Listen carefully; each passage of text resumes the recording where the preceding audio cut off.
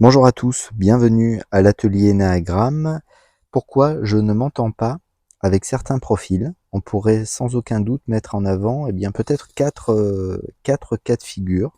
C'est ce que l'on va voir très concrètement. Voilà, maintenant. Donc je ne représente pas l'Énéagramme. Cet atelier est destiné à tous, débutants, plus avancés. Je sais aussi que certains thérapeutes me suivent ou que certains révisent simplement des notions. Donc encore une fois, ne prenez dans ces vidéos que ce qui est bon pour vous. Si une notion est abordée et que vous ne connaissez pas cette notion-là, vous retrouverez dans les playlists tout simplement de quoi composer hem, les le puzzle, voilà, les pièces manquantes du puzzle. Donc allons-y. Très concrètement, la première chose qui pourrait être mis en avant, c'est que en réalité, nous n'avons pas un problème avec un profil en particulier. Par contre, un profil, l'énergie mentale que représentent certains profils, nous ramène à notre propre histoire. C'est-à-dire soit il y a une relation avec un parent qui n'est pas OK et à ce titre-là, à chaque fois que nous sommes en présence d'une personne qui a un profil mental du parent en question, ça coince. Soit un frère et sœur avec lequel nous avons vécu quelque chose de délicat, un membre de notre famille, le choc traumatique que l'on pourrait mettre aussi dans ce cas de figure. Bref, ce n'est pas réellement le profil. La problématique, c'est que ça me ramène à quelque chose qui a été vécu. Notre esprit, on pourrait dire, a tendance à créer inconsciemment du lien. C'est-à-dire plus une situation est chargée émotionnellement, positivement ou négativement d'ailleurs, et plus nous avons tendance à vouloir cristalliser des choses autour. Ça peut commencer d'ailleurs par une simple croyance limitante qui s'installe, voire une croyance subconsciente. Donc c'est toujours bon de rappeler que l'énéagramme, sans représenter l'énéagramme, c'est promis, c'est une invitation à découvrir la manière dont le mental filtre l'expérience. Ça peut être cuisant pour l'ego, mais en aucun cas le mental est en mesure de voir la réalité. Sinon, tout le monde verrait à travers certaines choses. Là où certains voient de la colère, d'autres voient de la peur, d'autres de la tristesse. Ça, je le dis souvent, mais c'est important. C'est-à-dire, c'est une invitation à revenir à ce que nous sommes. Le jour où nous sommes avant tout, c'est-à-dire une conscience. Le profil énéagramme s'éteint tous les soirs. Lorsque l'on est dans le sommeil profond, nous perdons l'identification avec notre mental, et pour autant, nous ne disparaissons pas. Et la conscience que nous sommes, elle ne dort pas, et pour rester sur quelque chose de très terre à terre, continue de travailler au sein de l'organisme. Donc, c'est une invitation à prendre du recul avec notre propre profil. Pour cela, c'est souvent une invitation à de la rencontre sensorielle, de l'exploration émotionnelle, si vous préférez. C'est une invitation aussi à mieux comprendre l'autre et comprendre que si l'autre m'a touché, c'est peut-être parce que il y a quelque chose justement en moi, un aspect qui n'est pas clair, qui n'a pas été bien libéré, voilà, pour le dire ainsi. Donc premier aspect, vraiment, c'est ce n'est pas le profil de l'autre qui me touche, c'est que le profil de l'autre vient mettre en lumière quelque chose qui n'a pas été géré dans mon enfance, première chose. Deuxième cas de figure, évoquons-le tout de suite. En réalité, beaucoup d'entre nous, nous ne sommes pas à l'aise avec notre profil énéagramme. Ça peut paraître fou, mais encore une fois, le jour où nous serons 9 milliards sur Terre, vous aurez potentiellement 1 milliard de 9, 1 milliard de 4, 1 milliard de 8. Donc c'est encore une fois une invitation à se repositionner. Est-ce que nous ne sommes que des pâles copies mentales les uns des autres? Bien sûr que non. Donc on peut être amené à terme à se poser une question quand on étudie l'énéagramme, c'est-à-dire qu'est-ce que je suis réellement?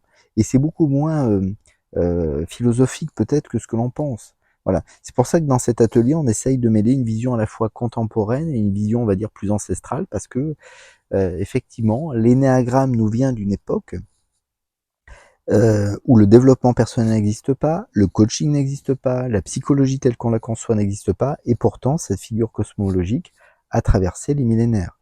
Donc c'est sans doute que elle porte en elle, on va dire, un message, peut-être un message oublié.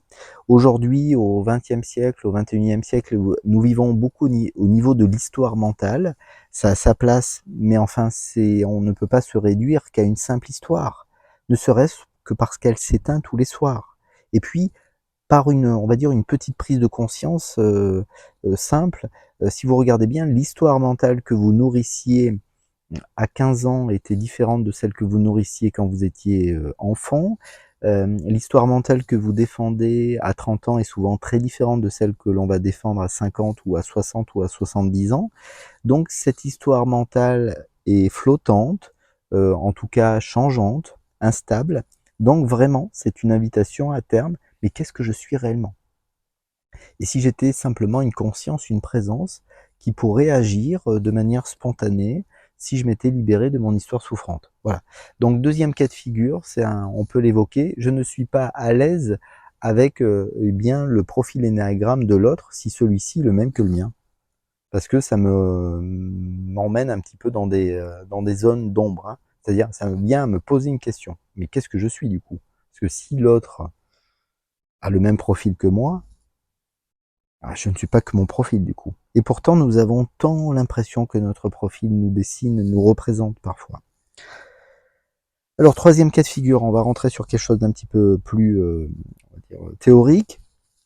Nous sommes souvent mal à l'aise avec notre centre d'évolution, avec lorsque l'on rencontre un profil qui est dans notre centre évolutif. Donc, on va prendre un exemple simple. Erika, eh bien, Erika est 5. Voilà, admettons qu'elle est donc ce que l'on appelle un penseur, besoin de comprendre le monde, besoin de tout analyser, de tout décortiquer, besoin presque de détenir la connaissance. C'est un fantasme un peu qu'elle sera appelée à dépasser. Donc on va pas reparler du profil 5, mais on est vraiment de plein pied au cœur de la rationalité. Son centre, voilà, parce que l'énéagramme, voilà, sans représenter l'idée des centres, la figure cosmologique peut être découpée en 3 parties. Hein. Nous avons le centre instinctif, relié à la survie, tout simplement représenté par les points 8, 9, 1. Comme l'énéagramme est une figure cosmologique, si vous regardez la figure comme étant notre cerveau, c'est l'esprit reptilien. Vous avez l'esprit limbique qui est relié à l'émotionnel aussi, qui est représenté par les points 2, 3, 4. Et donc, le point, les points 5, 6, 7, c'est le cortex. Donc, le centre, donc nous avons tous un centre, un deuxième centre qui est le centre le plus près du nôtre, et puis un centre réprimé, ou on va dire le centre d'évolution. Donc à ce titre-là, le 5 est bien cortex, rationalité, son deuxième centre limbique émotionnel, représenté par les points 4, 3 et 2, et donc il évolue. Hein, alors il involue en 7, et puis il évolue en 8. C'est-à-dire que le 5 est appelé à poser les pieds sur terre, sortir un petit peu de cette cogitation mentale qui est incessante chez lui, vraiment c'est lourd pour lui avant tout, et poser les pieds sur terre et commencer à matérialiser un petit peu eh bien, toutes ses connaissances. Voilà son chemin d'évolution. Donc, concrètement, troisième cas de figure, eh bien, à chaque fois qu'il est avec un être qui est, on va dire, dans le centre terre à terre, eh bien, représenté par les points 8, 9, 1, voilà, qu'on peut appeler le centre de la survie, eh bien, il est pas tout à fait à l'aise. Voilà, il n'est pas tout à fait à l'aise parce que on n'est pas dans son univers, voilà, on n'est pas dans son univers mental. Quand on est relié au point 5, 6, 7, on est vraiment dans la projection. Hein, on est vraiment, le rapport est relié, on est directement relié au futur. Là aussi, j'ai fait une vidéo, les 9 rapports au temps. Vous pouvez aller la voir si vous voulez. Et donc forcément, quand on est dans le centre instinctif, eh bien, on est dans quelque chose de plus concret, on veut faire perdurer les choses dans le temps. Donc, voilà. C'est le troisième cas de figure, c'est plus théorique, mais ça nous amène, parce que c'est un outil de compassion aussi, l'énéagramme, de connaissance de soi, mais aussi de connaissance des autres. Eh bien oui, si vous regardez, on n'est jamais tout à fait à l'aise avec les gens qui sont dans un centre, dans le centre qui est réprimé, dans notre centre d'évolution. Quatrième cas de figure, eh bien, vous avez confondu peut-être un profil avec un sous-type.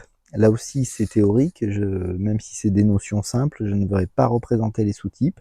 Il existe 3 sous-types, on pourrait dire c'est ce que nous attendons de la vie donc, et de nos relations aussi. Donc nous avons naturellement le sous-type tête-à-tête. Quand on est dans ce sous-type, eh bien, nous aimons avant tout la profondeur, l'intensité dans l'échange, voilà. Quand on est en sous-type social, beaucoup plus de légèreté, mais de l'amusement aussi, et l'envie d'être peut-être relié au plus grand nombre.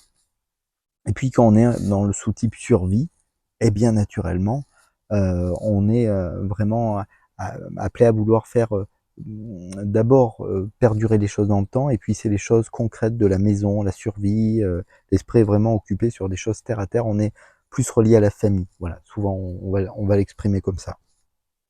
Donc nous avons tous un sous-type, un deuxième sous-type, et assez intuitivement nous connaissons notre sous-type et notre deuxième sous-type que nous sommes appelés à développer avec le temps, et puis un sous-type qui est réprimé que nous apprenons à développer là aussi en dernier. Donc certains d'entre nous, nous avons vraiment un sous-type qui est très réprimé. Si Erika est 5, eh bien elle a besoin de rester à l'écart, d'observer le monde. Si par-dessus le marché elle est un petit peu timide, eh bien elle peut être très très mal à l'aise avec les êtres qui sont, on va dire, en sous-type eh bien social. Voilà. Et on pourrait confondre parfois un sous-type social avec, par exemple, un 7, voilà, quand on découvre l'énéagramme. Donc voilà 4 cas de figure qui fait qu'on peut parfois ne pas être à l'aise avec bien avec certains, voilà, avec certains profils ou avec certaines personnes, voilà, tout simplement. Un petit pouce, vous abonner, voilà, j'espère que d'une manière ou d'une autre, ces vidéos peuvent vous aider. Je vous le souhaite en tout cas. Voilà, au revoir.